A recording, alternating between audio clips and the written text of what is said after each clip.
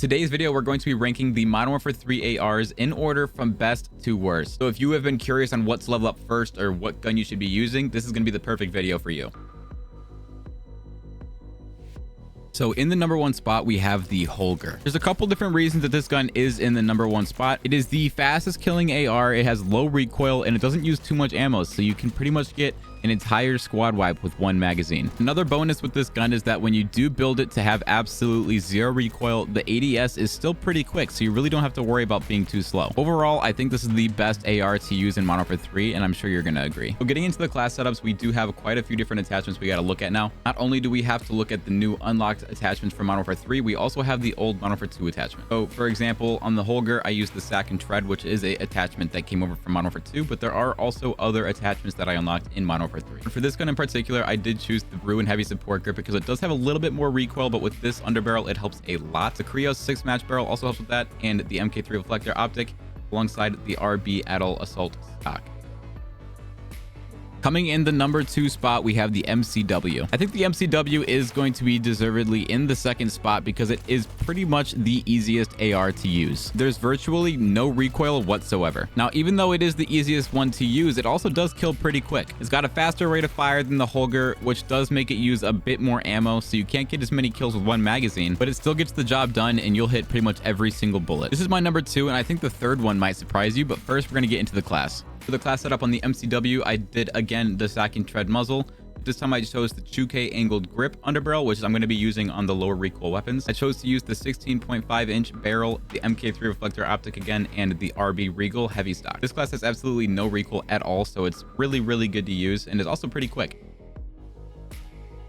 Coming in at number 3, we have the DG58. Now, you might be asking yourself, why is a burst weapon going to be above other automatic rifles? And that's because sometimes you are able to get one burst kills with this gun. It may not be the best, but it is super low recoil, can shoot quick bursts. It usually takes 2 bursts to kill, but you can get that second burst out pretty quick, so it's not too much of a difference from a regular automatic rifle. The only downside is you have to keep pulling your trigger or clicking your mouse to get the shots off, but at the pace it kills, it's not much of a big deal. For the class in the DG58, I used the Sack and Tread 2K angled grip, the DG56 barrel, the MK3 reflector optic, and the extended TP9 stock. For pretty much all of the ARs, I go for more bullet velocity and recoil control, as you're just wanting to hit more shots at range, especially with the burst rifle. You want to hit all 3 bullets in your burst, or it's just not going to be worth it.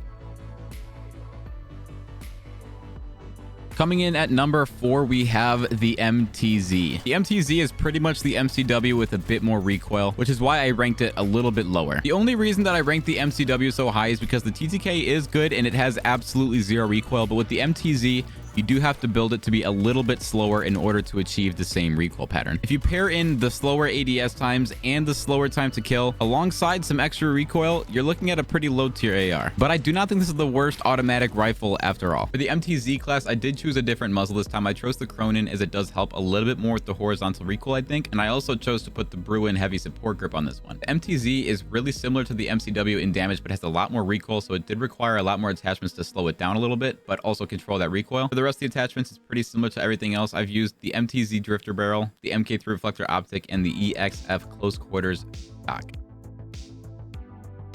Coming in the number 5 spot, we have the SVA 545. Now, this one's an interesting one because it is from an older Call of Duty and it was once called the AN94. The unique thing about this gun is that it does fire the first few rounds a little bit quicker, which does allow you to shoot it a little bit faster in bursts if you decide to. But then the need to pull your trigger repeatedly comes into play when you want to get your lowest TTK. Now, this is another one of those ARs that has an extremely low recoil pattern, so it's not too hard to use, but the TTK is not that great. You can shoot it in fully automatic, but if you don't continue to pull your trigger, it's going to get a super low rate of fire after those quick bursts at the start. Now, I do think that this is the lowest automatic rifle, but the last one is for another burst. For the class in the SVA 545, I chose to use the Sack and Tread muzzle, the 2K angled grip underbarrel, the STV precision barrel, the MK3 reflector optic, and the FT TAC Elite stock.